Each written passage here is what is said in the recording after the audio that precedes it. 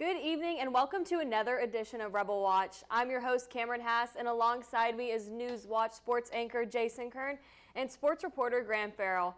We have a lot of things to get into tonight. The MLB playoffs are in full swing. The Rebel men's and women's basketball team both kicked off their first week of practice. But the big story coming out of this weekend was the big Ole Miss football win against LSU. I mean, what a game, guys. Let's just say one of the best games I've ever seen. Offensive shootout, no defense anywhere on the field, but who can complain about that sometimes, especially when you get the win. This was a huge bounce back game, especially for us coming off that tough loss at Alabama. We talked about the O-line last week and that they struggled. And I want to give a big shout out to them because they didn't allow one sack this week. They stood tall. They gave Jackson Dart the time that he needed, and he was able to make plays with that time. Also, this is what we were used to, Quinshon Judkins and our offensive line dominating the game, dominating the trenches, like winning the battle up front. That's the way that Lane Kiffin wants to win a football game, and I think it's incredible the way that we ran the ball, especially with the Ulysses Bentley. He also added on for 90 yards. And it was just a great overall performance on the offensive side. And to pick up what you said about Judkins, quiet this entire year. Well, I wouldn't say quiet, but not the Quinshon Judkins that we all know and love. All used to, yeah. 177 rushing yards on 33 attempts is mind-blowing. 33 rushing attempts is wild. And you look at Ulysses Bentley, also had a fantastic game. But the big thing that was missing was the pass game against Alabama. And where was Franklin? Where was Prescorn? Where was Trey Harris? Trey Harris has had an amazing season so far, and he finally shows it with 153 yards and a game-winning touchdown when it mattered most. And he did have a couple huge plays throughout the game, which really was needed. A couple big third-down conversions he had. But it's kind of obvious who Dart's favorite target is right now. And when he has a target like that, boy, when he's comfortable, he is extremely talented.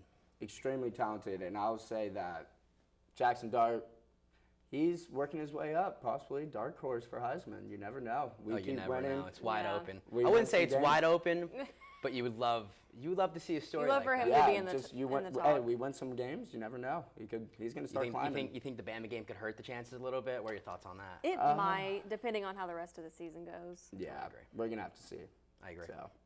Yeah, but also the post-game was crazy. I mean, everyone went wild, and we're facing some pretty hefty fines after it. Yeah, $175,000 in fines. $75,000 for throwing water bottles. It's not classy, but I don't think it's that much. I mean, you got to look at it, like understanding you are trying to keep players and everyone on the sidelines safe. It's a hazard. I get it, but I think $75,000 is a lot. Also, $100,000 is a lot for a first offense, rushing the field. I don't make the numbers. I have no control over it. I think it's a little wild. A fine is necessary, but $75,000 to me is a lot, in my opinion. But I'm a senior here, and I've waited 4 years to storm a court, a field, anything. And I remember last year, they stormed it against us. Whatever. I didn't really think about it. But as soon as we took the lead and they were rushing on the field, I was like, oh, wait. They stormed against us last year. We're going to get a little revenge. Are we going to go? As soon as that last play happened, it was incomplete, and I saw people go, I was like, oh, it's time. We're going on that field, and we're partying all night long, and that's exactly what happened. $100,000 fine. It's tough, but, man, was that exciting. Yeah, it definitely was. And it was a big win, but also a win that kept them in the conversation for their SEC West chances. Right now, LSU is out. Alabama's obviously the top of the conversation. But Ole Miss really just needs to win the games that they're supposed to win, and up until leading up to Georgia. So we'll go, it's going to be a tough game for Alabama this week. Going to A&M, it's going to be difficult, but we have our own problems here. We got to focus on ourselves and Arkansas. It's going to be a tough game for us because it's always a battle between Arkansas and us, and I think that it's going to be our main thing that we need our defense to have one of those standout SEC games because they've struggled, it seems like, the past 2 weeks. They played really well at Alabama, but 49 hung up on us at home.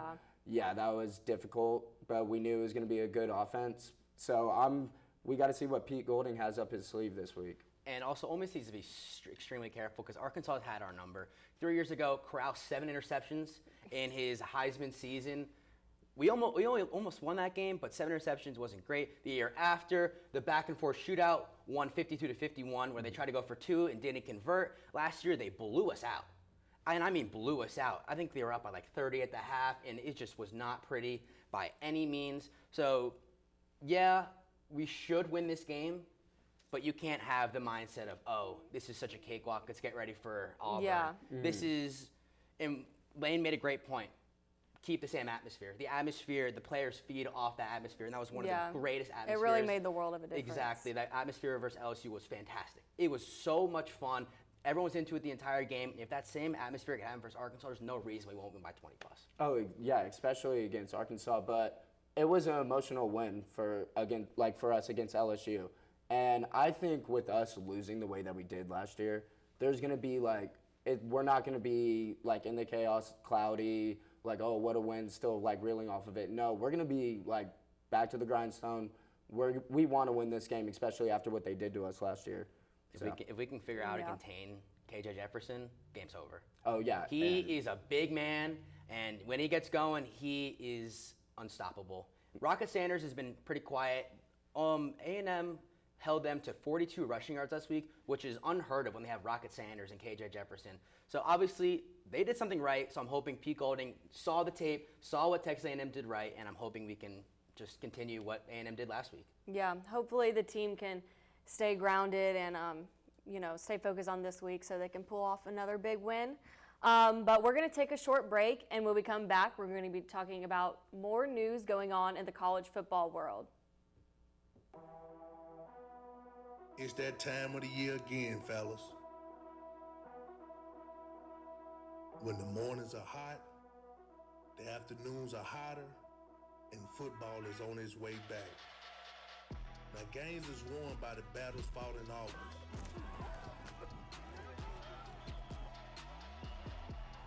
Everyone that's not revered as an Ole Miss legend has been in your shoes before, trying to survive that Mississippi heat, competing for a spot, and knowing the sacrifice that it takes to make it in this league.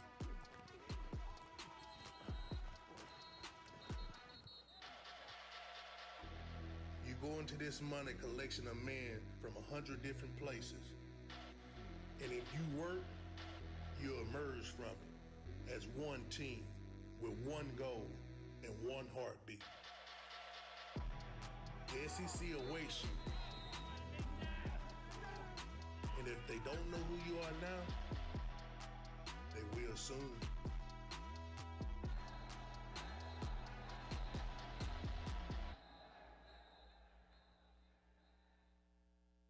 Where are we gonna go? Someplace warm. A place where the beer flows like wine. Where beautiful women instinctively flock like the salmon of Capistrano. I'm talking about a little place called Oxford, Mississippi. To see it is to believe it. You hear about it, but you just have to see the party. Ladies and gentlemen, welcome to the Grove. The sound and fury are here. Did he got a toe down? pageantry, the pride, the pomp is unmatched and unrivaled. This stadium has come unhinged. This is what college football is all about. Oh, as he gets walloped. No coach is having more fun than Landry.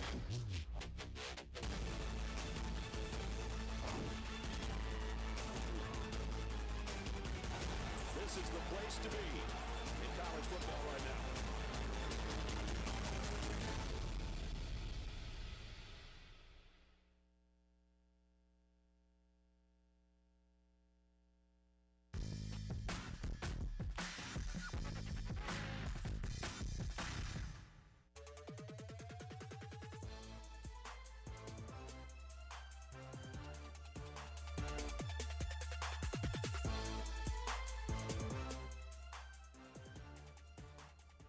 Welcome back to Rebelwatch. I'm your host, Cameron Hass, and alongside me is NewsWatch sports anchor Jason Kern and sports reporter Graham Farrell. Well, we're now into week 6 of the college football season, and we kind of are seeing how each team is shaping out, like what they're really going to bring this season, and now they're facing tougher matchups that can ultimately alter their season. Right now, Georgia is still the number 1 team in the country, but they haven't looked exactly how they have in years past. And this week, they're facing Kentucky, who manhandled Florida, and they are looking very good. So it's going to be a very interesting matchup. Yeah, when you look at Georgia, the back-to-back national champs, all the hype around Georgia, they're still Georgia. At the end of the day, they're still Georgia. But something we haven't seen in a while is Georgia playing from behind. They played from behind at home against South Carolina. They played from behind at Auburn this past weekend, down 10-0 at one point, but they found ways to win, and that's what Georgia is supposed to do. Should people start freaking out, like, oh, Georgia's not there anymore? No. This weekend, when they face Kentucky, that is going to answer a lot of questions. Georgia at home, but Kentucky also looks super, super well put together. They showed against Florida when beating them 33-14. Yeah. The run game was fantastic, over 300 rushing yards. What will Georgia do to prepare for that? Will Georgia have a real test? Will they absolutely blow out Kentucky and change everyone's mind? It should be super interesting. And when you look at, they still have to go to Tennessee. Playing in Neyland is not easy. No. It's not easy at all. It's so loud. And Ole Miss goes to Georgia this year, and that should be a fun little matchup. If Ole Miss is still one loss going into that, who knows what Lane Kiffin's got up his sleeve. But Georgia will still be Georgia at the end of the day, and I think that this weekend's going to be a huge test for them. Yeah. It's going to be interesting. I think that this is going to be a physical game, just a very physical game. And with Devin Leary and Ray Davis in the backfield for Kentucky, the O-line for Mark Stoops is going to be physical, and they're going to run the ball. They ran the ball very well. Ray Davis almost had 300 rushing yards last week against Florida, and this is the big difference between this Georgia team and last year. Their defensive line. They don't have those same dogs, the guys that went to the NFL in the first round. So it's different when your defense isn't getting you off the field and getting you those turnovers. But with other stuff in college football, other ranked matchups are the Red River rivalry. It's going to be huge in Dallas, always a big game for Oklahoma and Texas. In my opinion, I think that Brent Venables has that Oklahoma defense ready. I think they're going to be able to stop Quinn Ewers in that Texas offense. So you think it's more of a shootout, or you think it's more of a defensive battle on Saturday? I think it's going to be more of a defensive battle. People might take the points, the over. They always like to root for it, but sometimes you can't be mad at a defensive battle. Never. And also another big game this weekend. LSU heads to Missouri. LSU is great. We just talked about it. Missouri out of nowhere is now ranked in the top 25. Yeah, not and really being talked about. No, and they're ranked ahead of LSU. They are the higher seed in this game, and no one knows about it. And I am really excited to watch that game because I want to see what Missouri's made of. They've been quiet under the radar the last couple years. They beat a really good Kansas State team at home on a game-winning field goal. A lot of excitement. This is their Super Bowl. This is the game they live for, and I would love to see a defeated LSU team head on the road again to Missouri. I'm super curious about that game. Oh, that game is going to be crazy. I think that Missouri is going to have that place rocking. This is probably their biggest home game this season, so they're going to try to do everything that they can, and we'll see if those LSU fans travel, but after last week, we'll see if they'll want to make the trip again. Who knows? Yeah. And another team that was kind of proving themselves more was Coach Prime and the Colorado Buffs. They did end up losing to USC, but it was a close one in the end. And I think it helped with their confidence too, especially after the tough Oregon loss. But I think Coach Prime and his team could potentially get back on the winning track and possibly, make a bowl game this year. To start that USC game, USC manhandled them. It was a blowout, and everyone thought, this is Oregon part 2. They came back in that second half and looked like a fantastic football team. Both defenses stink. We knew that going in. There's no good defense. Travis Hunter's still out. Is he playing this weekend? Probably not. But to go on the road at ASU after facing Oregon USC, should be a cakewalk. There should be no reason Deion Sanders shouldn't blow out Arizona State. Oh, for sure, yeah. Arizona State lost last week to Cal Berkeley. It was a great game, but Cal got it out.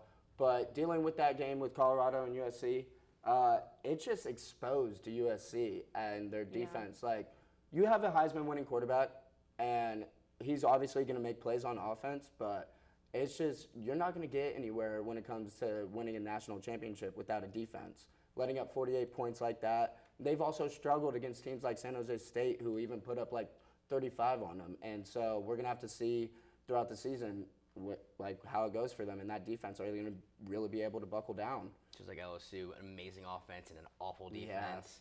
Yeah. It's so crazy. It shows where they're recruiting. It's like, oh, we got to get all these high-powered stars, receivers, quarterback. Where's the defense? We're going to put any thought into the defense at all. But yeah, to top off the point, no reason Deion shouldn't blow out Arizona State this weekend. Yeah, will definitely be interesting to see how everything ends up playing out. But we're going to take a short break, and when we come back, we're going to be talking about the Rebel men's and women's basketball teams and the hopes for their season.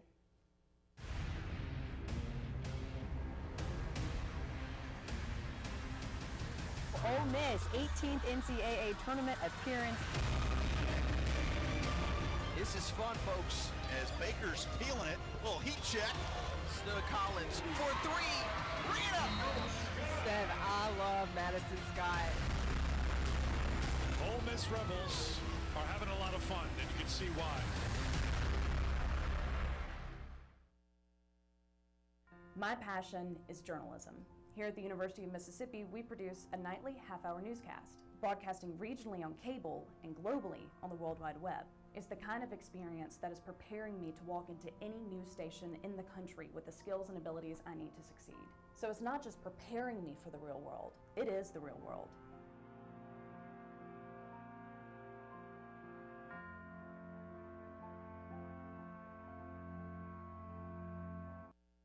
Do you love sports? Then you should know about STEM. Because maximizing nutrition, analyzing peak muscle performance, calculating the perfect shot, and more are all made possible by science, technology, engineering, and math. In fact, there are more careers than ever in sports science. So if you have a passion for sports, then think about getting involved in STEM and improve everyone's game on and off the field. Get inspired at shecanstem.com.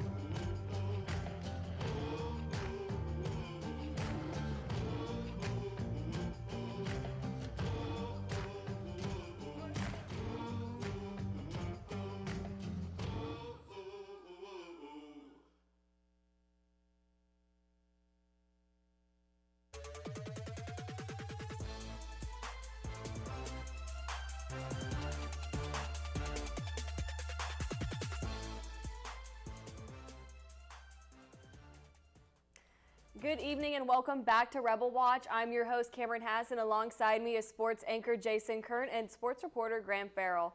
We're going to talk about the men's and women's Rebel basketball team. Practice kicked off this week for them, and there's a lot of excitement within both programs. Coach Chris Beard is, first-year head coach for the men's, and Coach Yo coming off a Sweet 16 run for the women. What are y'all thinking about these programs so far, guys? Year one, Chris Beard. Finally, Ole Miss basketball has, I think, found its savior. This is the guy that I think is going to put us over the hump and actually start making us a top name in the SEC basketball conversation.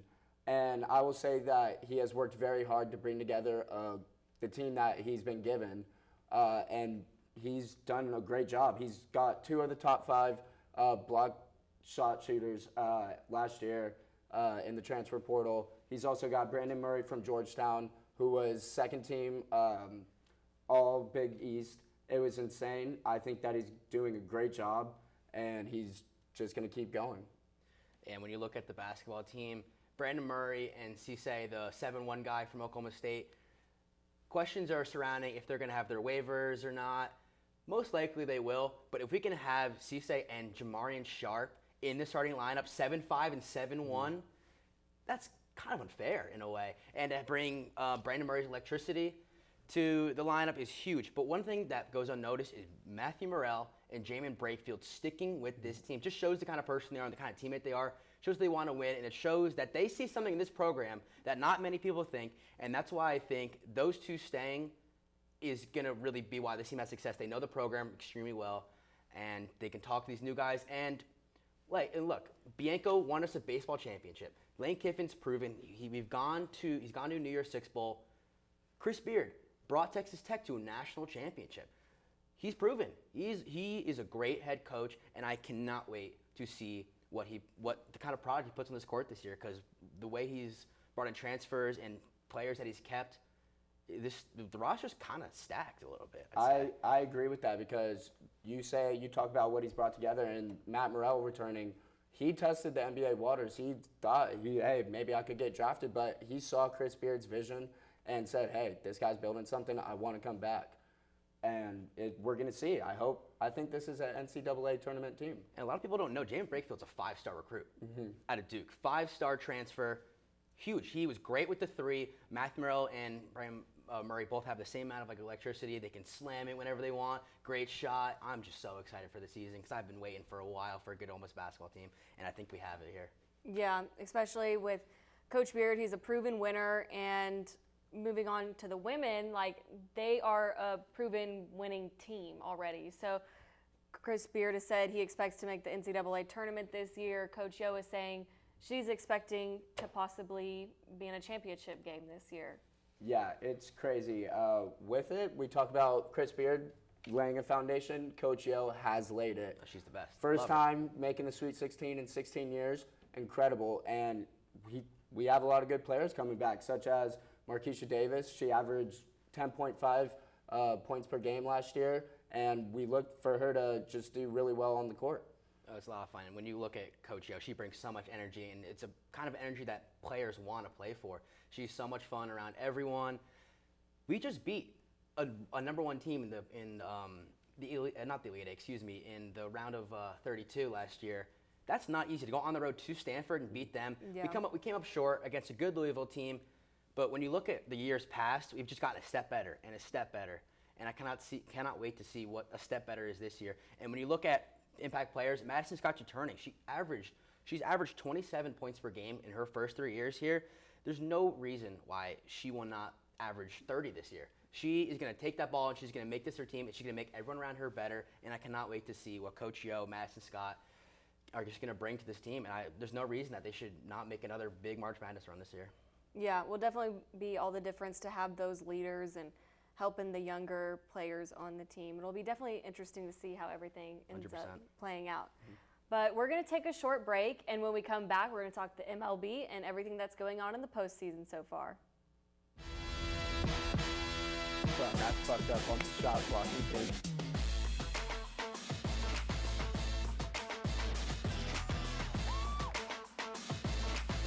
The dynamic freshman is starting to make his impact.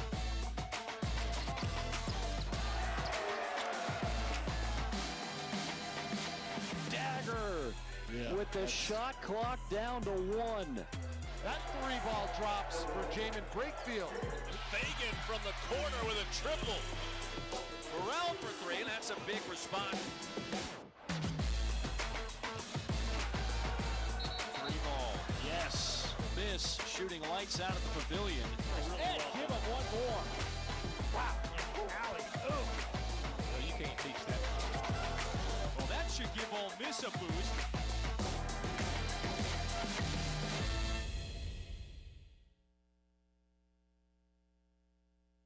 Creating a legacy takes time, takes dedication, spirit, and a greater vision. That vision starts here at the University of Mississippi. What will you be remembered by? Your character, your contributions, your friendship. Your legacy will define who we are now and who we are becoming for our state, our students, and our future. Ole Miss, build your legacy. We are rebels. For more than 160 years, we've been accomplishing the impossible, from conducting the world's first lung transplant to helping prove Einstein was right. From preserving the past to saving the future. We are Mississippi's flagship university, a place where passion and learning unite, where friends become family, where small-town charm meets world-class innovation. We are the University of Mississippi. We are Ole Miss.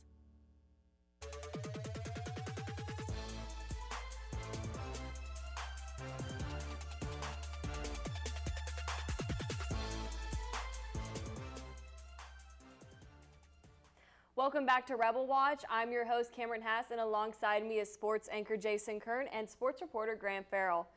The MLB playoffs are now in full swing. The wild card round has started. Definitely interesting to see how game one of some of these series have started out, but what are some teams that you're surprised that made the playoffs? I'll go for one, the Baltimore Orioles. It's been a great story for them, and they're really young, great prospects, and it looks like their management was able to bring it all together and build a playoff team, and they haven't really seen that in Baltimore recently. Another team that I would say is the Miami Marlins out of nowhere. Yeah. Like, who would have thought? Great management, first female GM to actually lead a team to the playoffs in the MLB, which is insane. But when I go for my World Series matchup, I think it's going to be the Orioles versus the Brewers, and I got the Orioles taking it all. See, that's super interesting. And when you look at teams that you think they shouldn't have made the playoffs, you look at two teams. Marlins, like you said, and the Diamondbacks have been under the radar for so long, picking up Corbin Carroll. Christian Walker's been amazing. Their pitching is fantastic. Zach Gallen was in the race for, or is still in the race for Cy Young. Excuse me, it's still going on. But when those two teams, they're pretty young. Marlins, Jazz Chisholm's been great. They have the reigning Cy Young and Sandy Alcantara, who's going to go tonight versus is going to pitch in Game 2 versus the Phillies, which should be great. Hopefully he realizes that, man, this is important. We should pitch like we did last year, because he's not been as great this year. But those two teams are super surprising. A team that surprised me that did make the playoffs are the Cubs. Got Cody Bellinger, got Dansby Swanson. Marcus Stroman's been electric this year for that team. Top to bottom, they look like a solid baseball team with Morel in the outfield and Ian Happ. Those are all just great players, top to bottom in that lineup, and there was no reason they shouldn't have made the playoffs. A little bit of collapse, a couple injuries along the way, kind of hurt them a little bit. And then to speak about who I think is going to be in the World Series, as a Mets fan, it pains me to say it.